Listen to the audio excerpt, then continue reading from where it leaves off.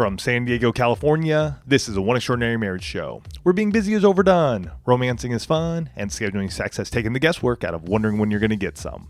I'm Tony DeLorenzo, your co-host, along with my beautiful wife, Elisa. From coast to coast and around the world, thank you for joining us. It's time to talk sex, love, and commitment.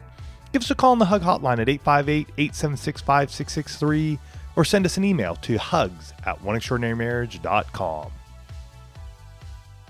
In today's show, we're talking about how you can be intentional when you're married and pregnant.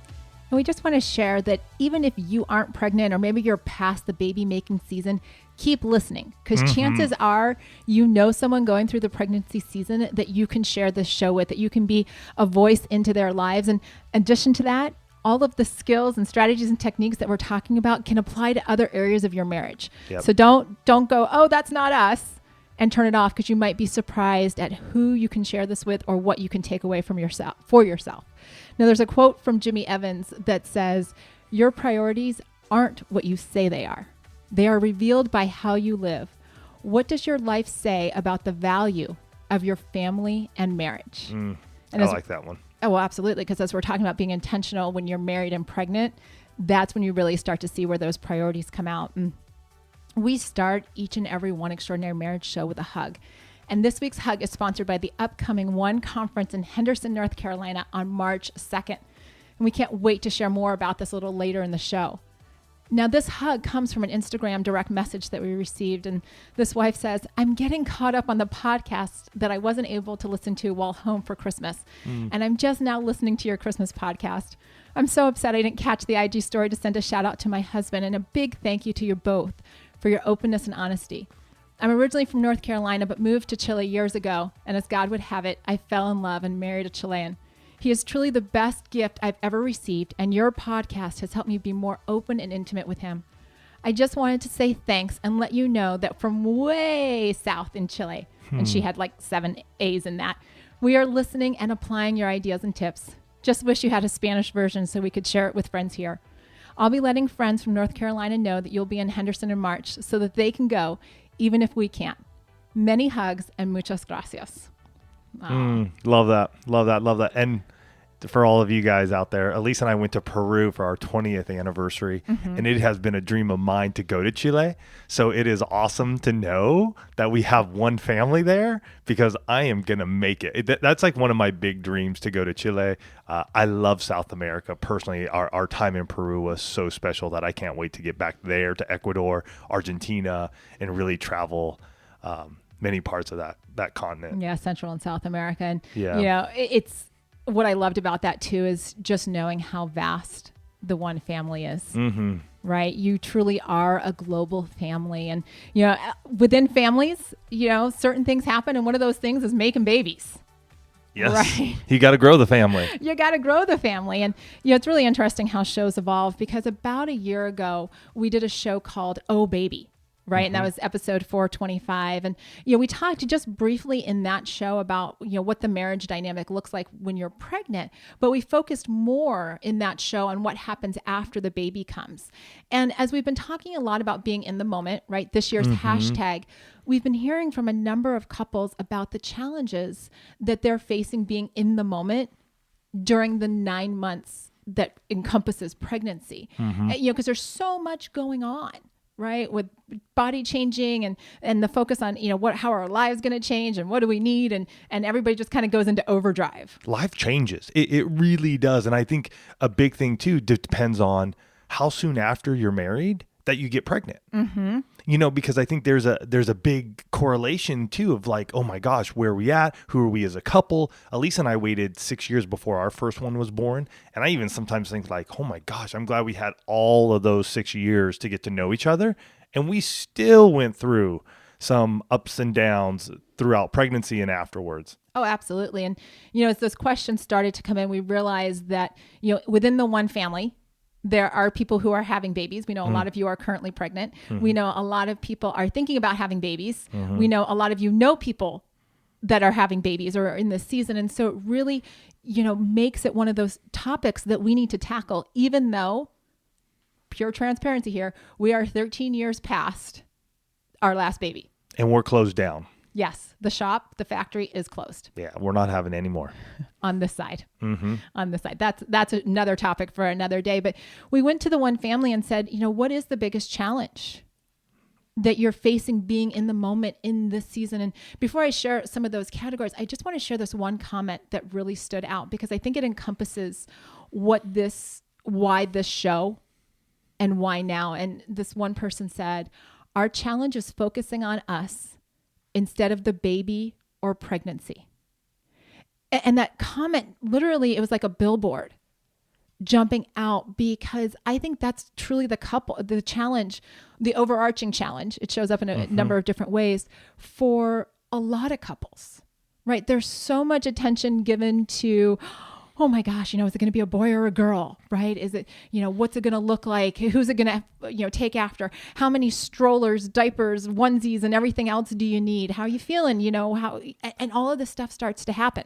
And I think of all the books, the material, the information that you're garnering and getting. And I know we see it often from our friends too. My kid's the size of a pea, and now it's the size of a grapefruit. Grapefruit and a watermelon, or whatever those different those fruits are, they're vegetables they share. But there's so much information, and it can be all consuming. Mm-hmm. It really can. And even in the days when we had our kids, where we didn't have access to a lot of what you have now, it felt very much all consuming. Oh, sure. Like we had the what to expect when you're expecting. And, I probably had 7 books around our apartment. And I was thinking, when you said books, the baby name books, just even trying to come up with, okay, what's going to be that name and how, and, the kicks and the moves and the hiccups and all this stuff that's going on. Absolutely. And so, as we look at this show is really about equipping the two of you to have that solid foundation of who you are as a married couple, because the challenges fell into 3 very distinct areas. And the first one was the physical challenges, right? What happens with the body issues as she's moving along in pregnancy, of being, for the wife being physically uncomfortable, right? Sure. All of a sudden you've got this whole bunch of extra in front of you, and just not even being able to see your toes anymore, right? How do you deal with all of that? The exhaustion. And this is one that I so remember with our pregnancies, of just being like, oh my gosh. I remember Lisa would come home from work, and she would be out for like 2 or 3 hours. We'd get up, maybe have a quick meal, and then she'd be asleep again. Boom. Done. Yeah. Just completely exhausted. Right? The nausea that so many of you deal with, morning sickness. And for a lot of people, it's not just morning, it's, morning, afternoon, evening, 24 hours a day. It's the changing hormones, right? That deal with, mess all over your body. And for some of you, the physical changes, and we'll talk just a little bit about this later on, is your body isn't changing, right? You're having difficulty conceiving. And so pregnancy and trying to get pregnant, there's all of that wrapped up in the physical. There's also the emotional changes, right? Sure. Mood swings because of those hormones that are flooding your system. The mood swings are a real thing. Yeah, totally. Right? You're dealing with financial stress, right? Think about, bringing this new human being, and what's that going to do to the bottom line, and how are we paying for all these diapers and, formula and onesies and clothes and strollers. And make sure to listen to last week's show, because we talked about finances. So make sure you're talking about it, because it's not going to go away. Absolutely. You have, fear, right? Fear is a big aspect of being pregnant. Like, are we ready for this? You're right. Right? How is our life going to change? Are we going to have alone time? Like, I like being us, especially if it's your first. I like being the 2 of us. What are we going to do when there's 3 of us? Yeah. Right? I remember that. For those of you that have dealt with loss in pregnancy, so we're talking miscarriage, child loss, there are those feelings of failure, that your body is not working the way it's supposed to be, or how the 2 of you handle loss differently. And we've talked about that in other shows, where men and women grieve differently. We heard from one husband that said, I don't know how to help my wife in this season. Right. And just the emotional drain. So that's the physical and the emotional. And then the last big area of challenge is in your sexual intimacy, right? Specifically for the sex drive. In some couples, it's higher for her. In other couples, it's higher for him, right? Or it's lower for her, and then it's lower for him. And you have these different drives. And we heard from a lot of people that, maybe it's medically, there are medical reasons why you can't have sex. Right. Right. And so how are you dealing with that? Or maybe you're not comfortable. You can't find a comfortable position. And so you're like, it's a lot of work. Right. And in ours, I mean, Tony alluded to it earlier, our first pregnancy, I was so flipping tired, you guys, that, I would sleep more than I thought possible. And here's the thing too, we lived in Spokane, Washington. We had moved up there recently. And so I think a big thing for us, because our firstborn was born in December, and with fall and winter, I think there's just this natural tendency in the great Northwest that we sort of hunker down. You add pregnancy on top of it, and I think Elisa became like a double hunker. Like she was going into like super hibernation, and it was like, wow, oh my gosh. And we lived in this 1-bedroom apartment, so we didn't have a lot of space, but I knew where to find her. I mean, usually she was either on our couch or our bed, and I mean, those were the two places she was going to be. And we can laugh about it now, but it was an interesting time because as a guy, as a husband, as a soon-to-be father, I didn't know what to expect or what to do. And I mean, I was reading some of these books, but most of the books were very focused on the woman and the baby. Mm-hmm. And that was it. So I was sort of like, what are we doing here? And I'm not sure I understand everything. And with the first, we went into full focus on baby mode. I mean, it was all about this little human being that we were growing. I don't remember us really connecting except to talk about what was coming. Yeah, right? Babies are us, or we'd go to Target or whatever we would do and just walk the aisles and look and, we need this and we need that, or this is going to be this. And so there really wasn't much time. I do remember we did get away for our anniversary in October, and we went into Montana together. Mm-hmm. And I remember that trip was, and we have pictures of us on that trip. I think we were on the Lewis or the Clark River or something of that nature. But I just remember the fall, and that was one of those trips we did take before number one showed up. Which is funny because now I think everybody would call it a baby moon. It just so happens that our anniversary happened 2 months before, and we got away from. Yes, but I think now, in this whole baby centric place, they'd call it a baby moon. Got it. Right? Sure. Just to kind of give you sort of what we've dealt with and how we disconnected during pregnancy. Our second pregnancy ended in miscarriage at 18 weeks, and so we went through this huge disconnect again of going, how do we navigate, what very rapidly became a high-risk pregnancy into loss, right? And dealing with that. And then the third pregnancy, our daughter, that was marked by a lot of fear. And I kept a lot of that fear to myself, right? What's going to happen? Every time I went to the bathroom, I'm like, will I see blood? Am I spotting it? What does this mean? And there were just all of these thoughts that I held on to. And that one had morning sickness. And, then it was juggling being in a household with, being pregnant and having a child. And I just remember distinct memories of I needed to take a nap, again, the fatigue. And so I would take Alex into his bedroom, which I knew was completely safe for him. And I'd lay down on the floor in front of his door so he couldn't get out. And I would lay down and take a nap, and he would just play in his room and watch me but again, there wasn't a lot going on between Tony and I. And we didn't know back then, you guys, that we needed to be working on us during those 9 months. It was just as important to work on us as it was to work on growing our family. And here's the thing. You have to focus on you two, because here's the thing. 5 years after our first was born, we had a 5 and a 2-year-old, and we came to that crossroad of what are we doing? What are we doing here? Why are we even married anymore? And that disconnect happened from the time prior to our first, was born to that point. So you're talking 5+ years of just disconnect because of pregnancy. And it doesn't have to be that way at all. We've learned, and we've seen so many couples and have shared with other couples, and Elisa has coached couples who have gone through this, and how you can stay connected during this time. So when you do have your kid, yes, there is going to be a different focus for a time being. They are dependent fully upon you. And yet you don't have to lose yourselves. You don't have to lose the husband and wife that made you team whoever you are, like Team DiLorenzo. We didn't have to lose that. We just didn't realize what was happening. And, it's hard to miss out on the fact that we live in a culture that's obsessed with pregnancy, right? There's the whole, you get married and people are like, so when are you having a baby? Like, are you trying to have a baby? You know, it's all about getting into True. this place of being pregnant, right? And it's all about, you know, what are you doing? What are you doing?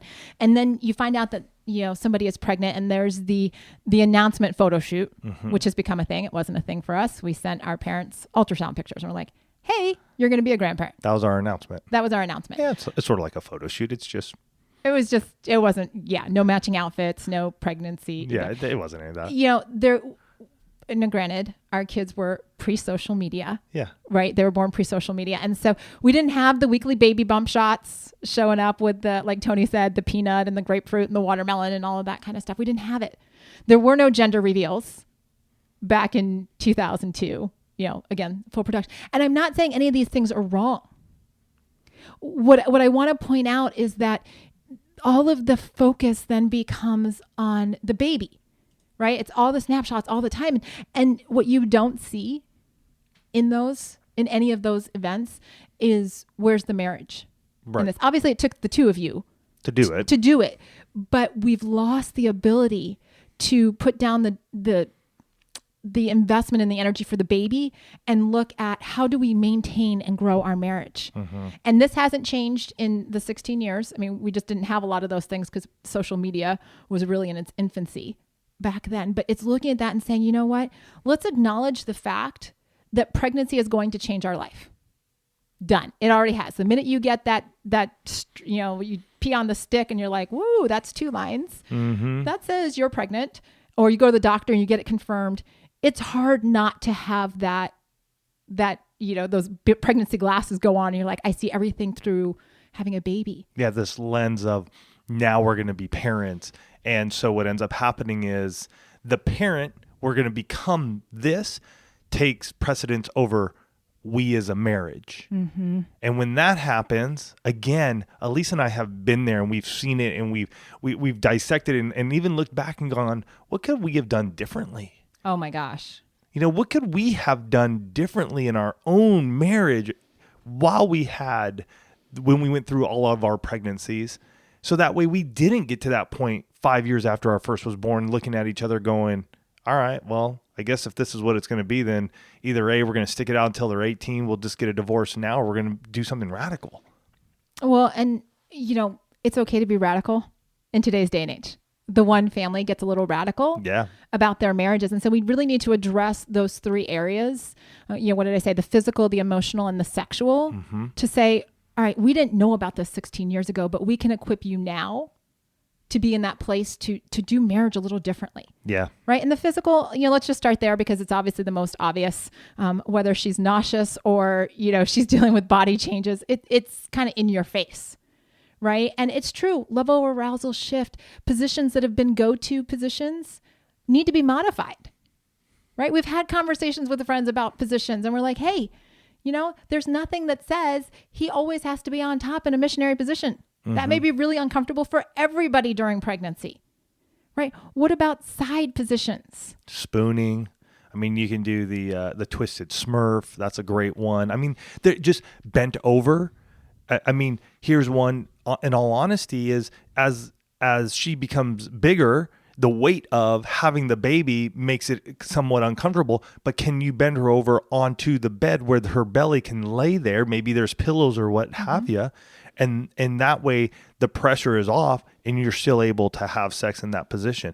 Let me just share this with you guys and you women, that your baby is fully protected and you having sex isn't going to harm your child one bit.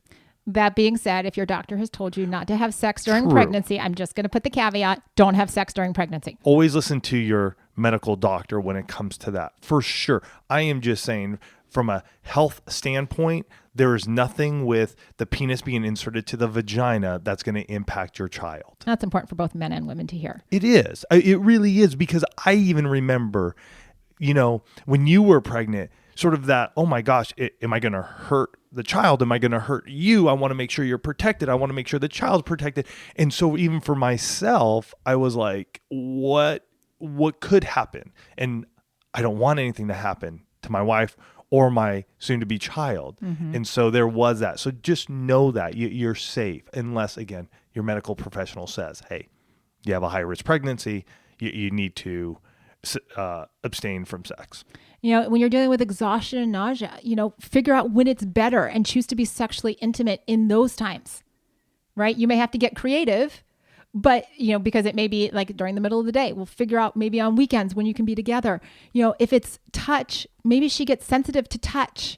And so you may actually have to ask the question, what touches work now? Mm-hmm. Right? Where do you want to be touched? Where can I touch you? This is all part of figuring out that physical so that it doesn't stop for, 3, 4, 5, 6 months. And then like one of the wives said, we stopped having sex during our pregnancy. Mm-hmm. Our baby's 5 months old. We're having trouble getting started again. Sure. Right. Yeah. And so it's looking at that. It's tackling those emotional conversation. Yeah, I was going to say that becomes that emotional conversation, the emotional intimacy of being able to talk about this again and having a plan to get back into it. Like, right. What are we going to do now? We've stopped having sex because of where we've been, but we got to start bringing up the conversation again. We got to get emotionally intimate. We got to get real and transparent. And if that means you got to sit there and say, I have like completely lost this part of me because of what we've been through, and I want to get it back. What are we going to do? Mm-hmm. What are we going to do together? What is it?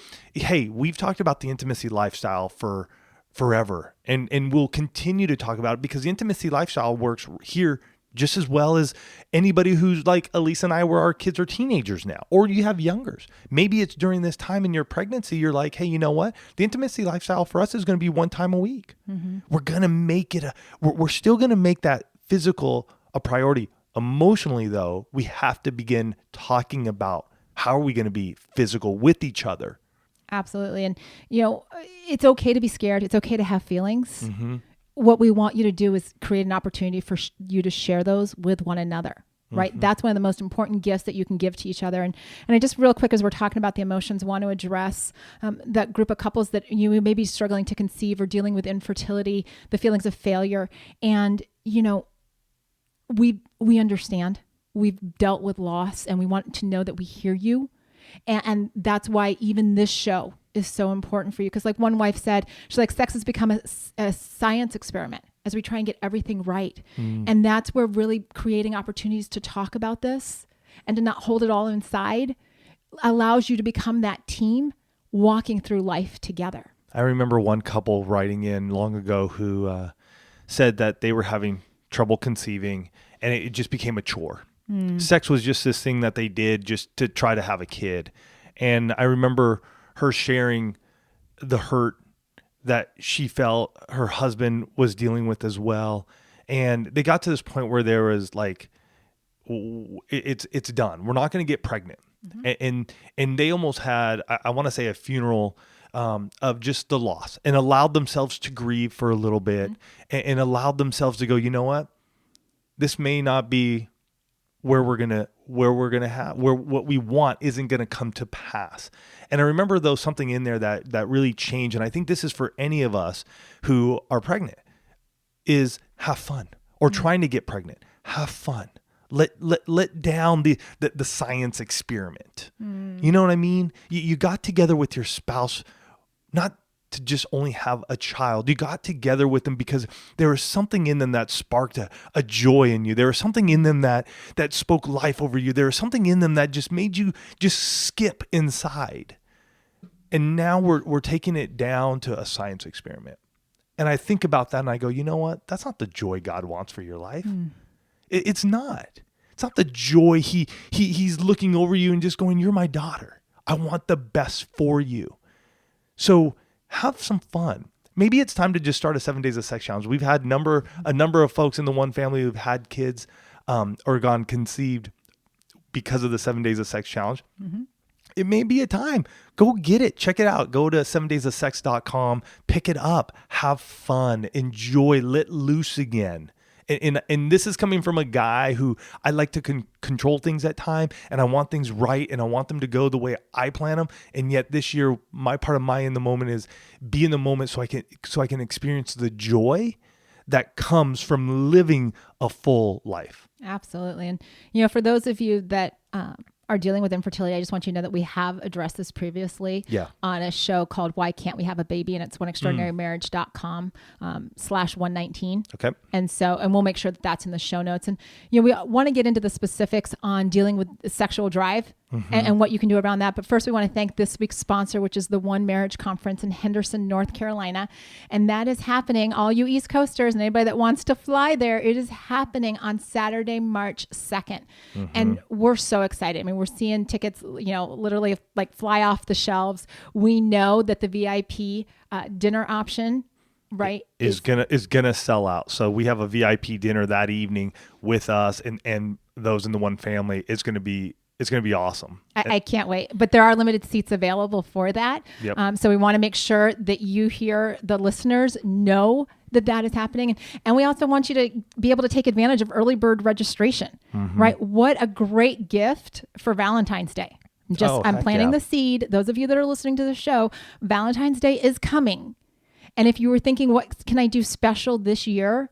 Well, this might be the year that you say, you know what, let's go spend the day with Tony and Elisa and the One family. I'm going to do this for my love. We've actually heard from a couple people that are doing this as a Valentine's Day gift. Yeah, make it a couples weekend. Get away, have some fun, invite some friends, and let's just rock your life, man. Let's just rock your marriage to start off 2019 and just keep you going throughout. So to learn more and to register now for early bird registration, go to oneliveevents.com. And as we're just, kind of bringing this whole topic to a close, want to just talk about the differences in sex drive, because they can feel overwhelming, and you can find yourself kind of lost in overthinking about what's going on sexually. And I told a coaching client just this past week, I said, instead of giving me all the reasons why you can't do something, and she had a long list. Okay. I stopped her and I said, okay, that's a lot of reasons. I mean, that's a lot of excuses, reasons, justifications. I don't care what word you use, right? What's the adventure in figuring out how to make it work, right? So if you've got different sex drives because of the season, make it an adventure. Like Tony said, have fun with it. How can we make this work so this aspect of our marriage, this aspect of our team doesn't lie dormant for 9 months and we get out of the habit of being sexually intimate with one another, right? For some of you, if it's a matter of scheduling sex, Tony said it earlier, adapt the intimacy lifestyle to fit where you are in the season. You can always go back to what you were doing after baby comes, but if you have to change it during pregnancy, do so, right? Do you need to be more in tune with her libido or his libido? Get on that, literally and figuratively. And I want to share this quote, though, that we put up on Instagram. And if you don't follow us on Instagram, go to @OneExtraordinaryMarriage on Instagram. But we shared this because this really, I think, spoke and speaks to our sexual intimacy. It says, if sexuality is one dimension of our ability to live passionately, like if sexuality is that, and we believe that it's one of those dimensions that we can live passionately, then in cutting off our sexual feelings, we diminish our overall power to feel, know, and value deeply. And I think about this time during pregnancy, how important our sexual intimacy is to really know and feel and value what we have. And so if we put it to the wayside and we keep pressing it and pushing it away, just because you're pregnant, then we're missing out. We're missing out.